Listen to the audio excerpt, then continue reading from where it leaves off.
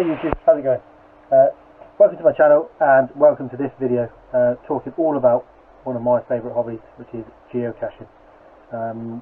With the current lockdown, what's going on, I've seen an increasing amount of people on social media getting into or trying to get into geocaching and asking the ultimate question: what is geocaching?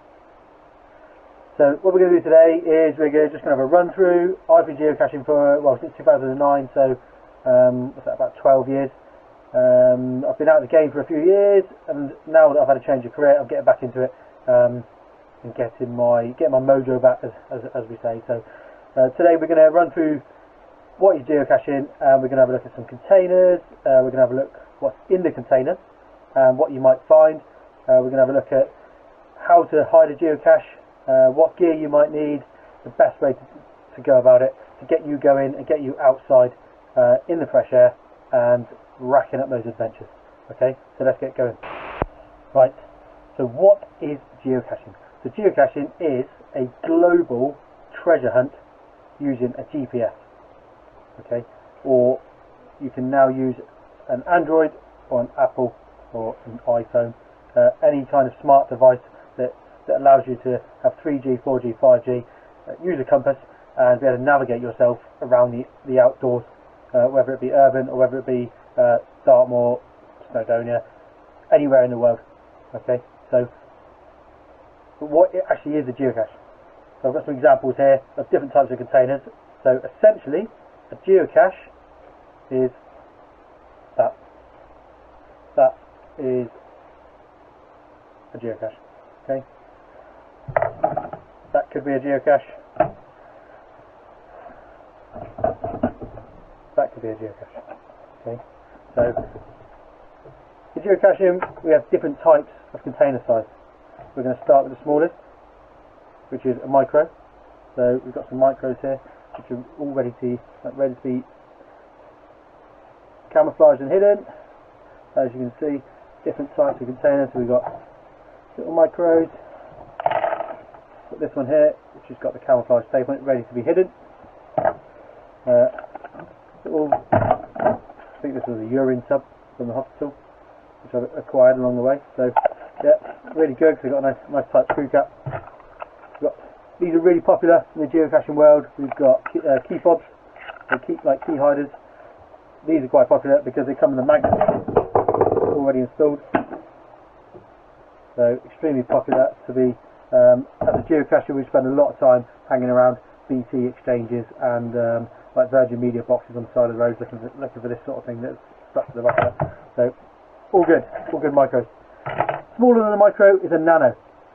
I don't have a nano here, but I'm putting a picture on the screen right now.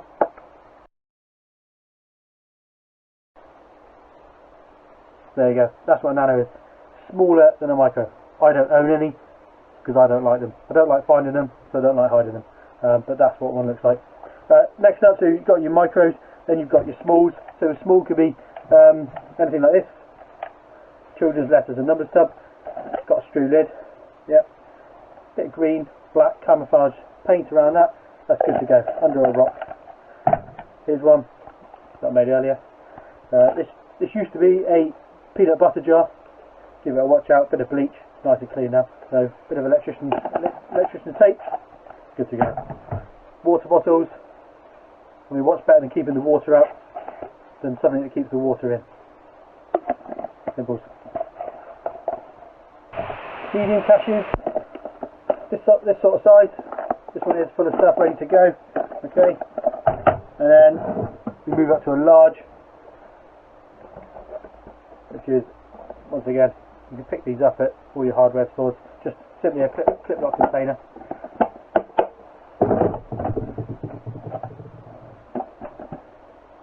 These are issued when we went to Afghanistan a few years back. We got issued these as they're sweets and plastic cards and stuff in, so no ideal.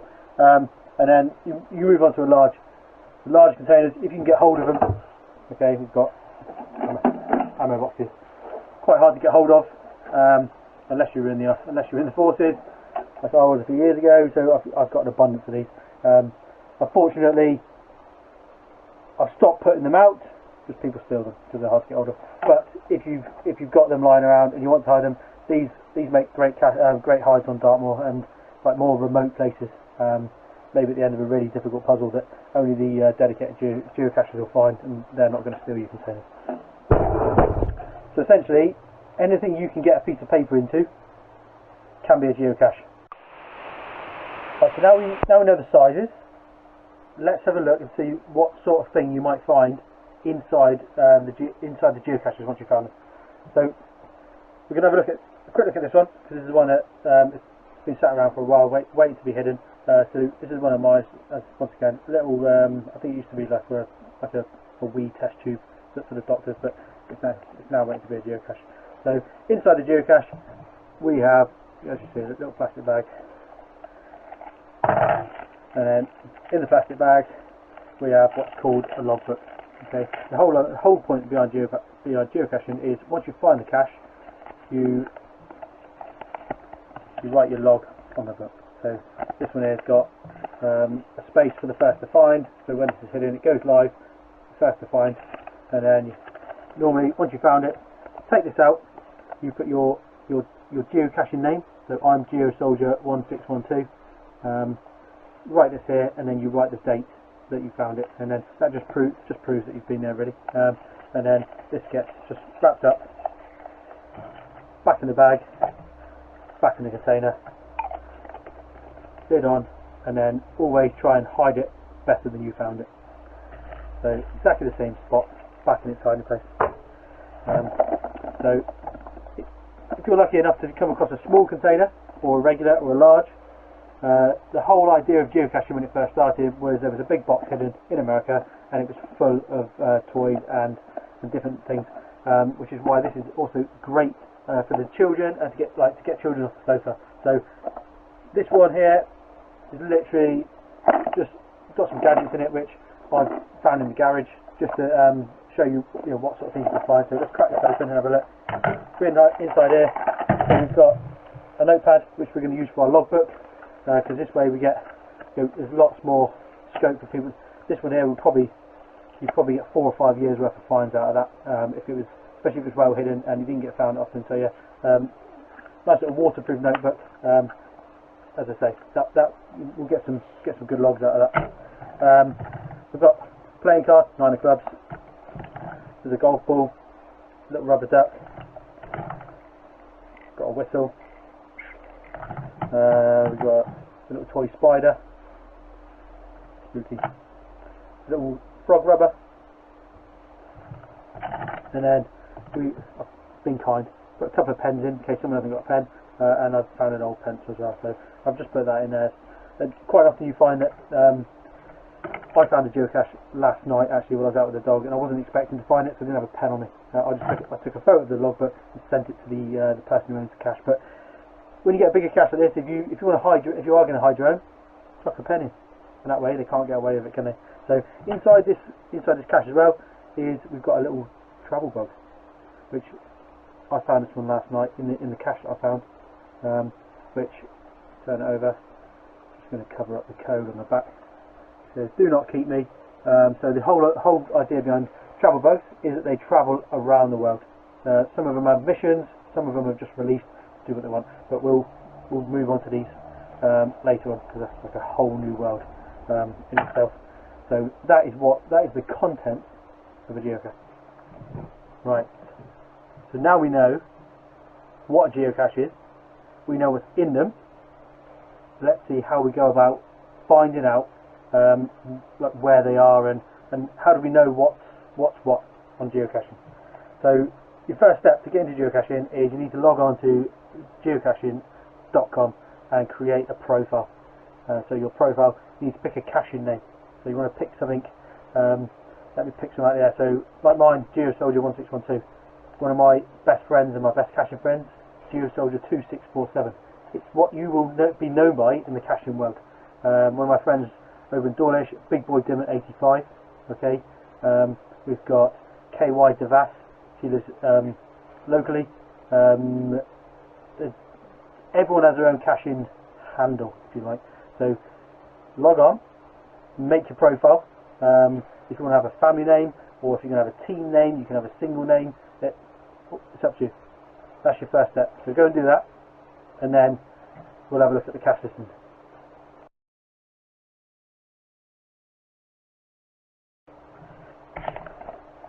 Right, welcome back. You've done that. You've got your geocaching handle. Brilliant. Okay, so I've got a couple of printouts here. Geocaching is paperless, or can be paperless if you've got the right device. We'll talk about that in a minute. But I've printed these off just as an example. So every geocache on the planet is listed on geocaching.com. If it's not on geocaching.com, well, then you probably never find it, will you? Because you don't know where it is. Anyway, so so when the cache is submitted, like, so if I plant a geocache or if I hide a geocache, I will submit it. It goes into a reviewer. They make sure it's okay, and they publish it on the site. It then flashes up onto your laptop, your iPhone, whatever device you're using. You download it, and off you pop. Okay, so each geocache on the site looks like this. Okay, so I'm just going to show you this here. So this is the cache listing. There we go. So this one here is called Sidetracked Dawlish. Okay, and this is actually by my good friend Big Boy Dim 85 AJ. So each cache, as you'll see here, has a DT rating. Okay, so we've got difficulty and terrain. DT, difficulty and terrain. So this one here is a 1.5 by 1.5, so it's a 1.5 difficulty and a 1.5 terrain. If it's a 1-star terrain, by the Geocache rulebook, it should be wheelchair accessible. Okay, all the way up to this one here, which is a 5.5, and this one here is owned by me. So this is Animal Kingdom number 2, Oscar the Owl, and I own this one and planted it, and it's about 30 metres up a tree. You need climbing gear, full climbing gear. To be able to find this, you have to solve this puzzle, and then that will tell you where it is. So from one end of the scale, from 1.1 all the way up to 5.5. So the difficulty and terrain rating should give you an idea of what you're heading into, essentially. If you just want to go out for a little pinball with the children, do not go to and try and find Oscar the Owl, okay? Because you won't be able to get to it unless you've got a 50-metre climbing rope and all the gear. So, whereas Sidetracked Dawlish, you don't need to solve any puzzles. You can literally open up your Android device, or open up your smartphone, or open up your GPS and punch in the grid, and off you go. Dawlish train station, and because it's a 1.5-star difficulty, it should take you no longer than 5 minutes to find, as long as you know what you're looking for. So what we need to do now that we're pros, is we need to go and find our first geocache, or your first geocache. Okay, I've already found a few, but we're going to find your first geocache.